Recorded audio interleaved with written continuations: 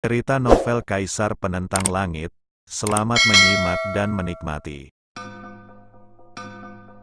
Bab 2929. Tuan Venlou, Anda harus pergi menemui pengurus yang bertanggung jawab atas para pelayan dan membiarkan saya pergi. Setelah beberapa saat terhanyut, Zilan berkata, Anda tidak ingin tinggal. Lin Yan menatapnya, dan saat itulah ia menyadari bahwa wanita ini memiliki wajah yang cantik, kecantikan yang sesungguhnya. Di bawah mata langit, tulang-tulangnya juga bagus. Gadis seperti itu, benar-benar menjadi pelayan. Seharusnya tidak seperti ini. Semua orang di Tianyuan adalah pria yang kuat, dan mereka bisa melihatnya. Latar belakang saya tidak bagus, saya takut akan menyusahkan Anda. Mereka mengirim saya ke sini hanya untuk mempermalukan Anda, mereka tidak punya niat baik. Kata Zilan dengan takut-takut. Mempermalukan saya. Lin Yan sedikit terkejut.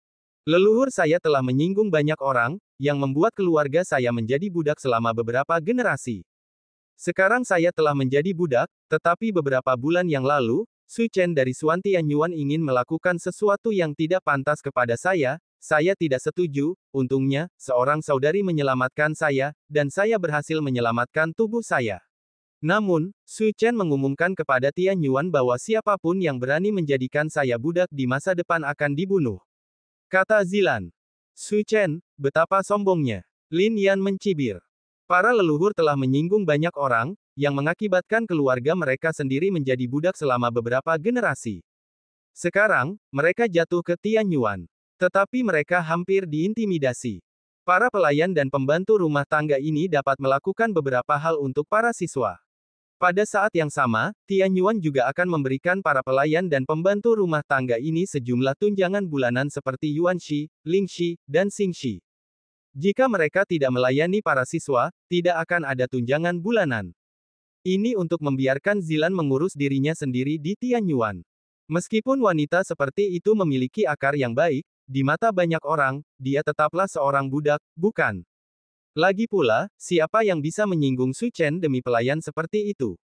Di Tianyuan, Su Chen bagaikan dewa. Namun, semuanya berubah ketika Lin Yan datang.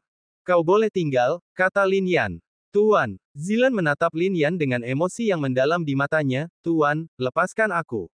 Tuan, kau baru saja datang dan tidak tahu bahwa Su Chen adalah jenius nomor satu di Tianyuan. Aku di sini, dia tidak. Kata Lin Yan. Ini mengejutkan Zilan, dan ia menatap Lin Yan dengan takjub di matanya yang besar. Ini adalah pertama kalinya seorang murid di Tianyuan mendengar kata-kata seperti itu. Tapi Zilan tetap tidak ingin menyusahkan Lin Yan karena dirinya sendiri. Jika aku tidak menahanmu, bagaimana mereka akan memperlakukanmu saat kau kembali? Kata Lin Yan. Mereka pasti akan menemukan alasan untuk menghajarku. Zilan menghela napas. Jika ia menyinggung Su Chen, ia ditakdirkan untuk menderita seumur hidup di Tianyuan. Mulai sekarang, kau akan menjadi anggota halaman api No. 1. Ini adalah rune masuk dan keluar. Kau bisa memahaminya. Ini adalah pil yang cocok untukmu, kata Lin Yan. Ia tidak terlalu menyayangi Zilan, tetapi hanya merasa kasihan padanya. Soal menyinggung Su Chen, Lin Yan tidak pernah berpikir untuk berteman dengannya. Wus. Kemudian, Lin Yan bergerak dan langsung meninggalkan halaman. Ia ingin mengenal Tianyuan. Ketika Lin Yan pergi, Zilan sedikit linglung. Ia tinggal. Bahkan melihat ramuan ini, ia sangat tersentuh. Mengenai rune yang masuk dan keluar dari halaman ini, ia duduk bersila dan segera menyadarinya.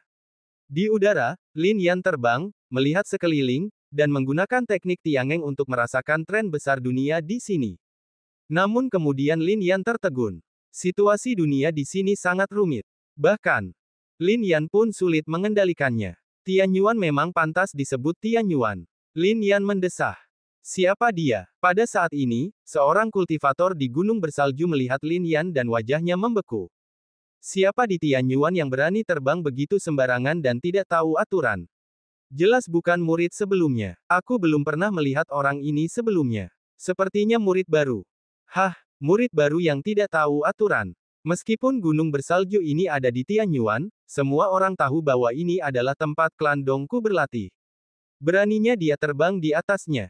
Di sini, para praktisi klan Dong berkumpul. Dong Luo, Dong Wu, dan yang lainnya semuanya ada di sini.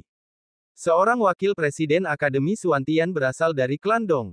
Dalam situasi ini, para jenius klan Dong diperlakukan sangat tinggi di sini. Kecuali klan Dong, tidak ada orang lain yang berani datang berlatih di gunung bersalju ini. Boom! Dongbei mencibir, dan kekuatan di tubuhnya tiba-tiba meledak dan langsung menyerbu Lin Yan. Di udara, Lin Yan juga sedikit mengernyit. Saat itu, hawa dingin mulai terasa. Bang! Tanpa ragu, Lin Yan bertepuk tangan untuk menahan rasa dingin itu. Ketika ia melihat pria itu dengan jelas, sedikit rasa dingin muncul di sudut mulut Lin Yan. Langit dan ribuan dunia memang luas, tetapi sangat kecil. Pria ini adalah Dongbei. 10 tahun yang lalu, ia pergi ke pegunungan dan membunuh semua suku di alam 9 matahari. Akibatnya, Dongbei angkat bicara dan berkata untuk melepaskan Zutu. Kemudian ia ditampar oleh Lin Yan. Kini, mereka bertemu lagi. Hah, beraninya kau melawan kekuatanku, kau Venlou dari alam Tiangeng, kan? Apa kau benar-benar berpikir bisa melakukan apapun di Tianyuan setelah mengalahkan orang lain di ilusi hutan bambu? Teriak Dongbei. Tempat ini adalah tanah Tianyuan, mengapa aku tidak bisa melakukannya? Lin Yan menatapnya tajam. Meskipun ini tanah Tianyuan, para praktisi klan Dongku sedang berlatih di sini. Beraninya kau mengganggunya. Tidak apa-apa jika kau tidak meminta maaf kepada klan Dongku, tapi kau berani membantahku. Dongbei semakin marah, dan kekuatan, Kaisar, Langit dilepaskan dengan suara pelan. Sebagai anggota klan Dong, ia juga seorang praktisi yang memasuki Tianyuan terlebih dahulu. Dongbei memiliki aura pemberontak. Sekalipun ia tahu bahwa ia tidak masuk akal, bagaimana mungkin ia membiarkan seseorang yang baru saja memasuki Tianyuan menantang keagungannya. Suara-suara di sini juga membuat banyak orang melotot. Orang itu Venlou dari Tianyuan. Dia agak sombong. Kudengar dia mengalahkan Zhou Wentong, dan kekuatannya tidak boleh diremehkan. Petik 2. Itu hanya kekalahan dalam ilusi hutan bambu, bukan kekalahan sungguhan. Bagaimana mungkin ada seorang jenius yang lebih kuat dari Zhou Wentong di alam Tiangeng sekarang? Banyak murid melotot, mereka tidak akan pernah percaya bahwa Lin Yan memiliki kekuatan seperti itu. Kudengar karena mereka meragukan kekuatannya, wakil presiden bahkan mengira dia curang dalam ilusi hutan bambu, jadi mereka hanya memeriksanya. Kenapa dia tidak tinggal di halaman untuk berlatih dengan benar, tapi sekarang dia datang ke sini untuk memprovokasi para praktisi klan Dong. Saat itu, anak panah dan busur silang ditarik. Aura Dongbei telah terungkap, dan dia akan segera bertindak. Lin Yan menatap, lalu tersenyum dingin. Dalam 10 tahun, Dongbei ini belum membuat kemajuan apapun. Dia masih setingkat Kaisar Langit. Dongbei, tekan dia. Ya, anak ini sangat arogan. Tanda seru petik 2. Apakah orang-orang dari Akademi Ling Tian juga memenuhi syarat untuk bersikap arogan di Tianyuan ini? Suara demi suara terdengar, membuat Lin Yan sedikit mengernyit. Dia baru datang ke sini pada hari pertama, tetapi begitu banyak siswa yang memusuhinya. Yah, dia datang ke sini bukan untuk berteman. Karena orang-orang di sini sangat memusuhi, dia akan menekan semua orang sepenuhnya.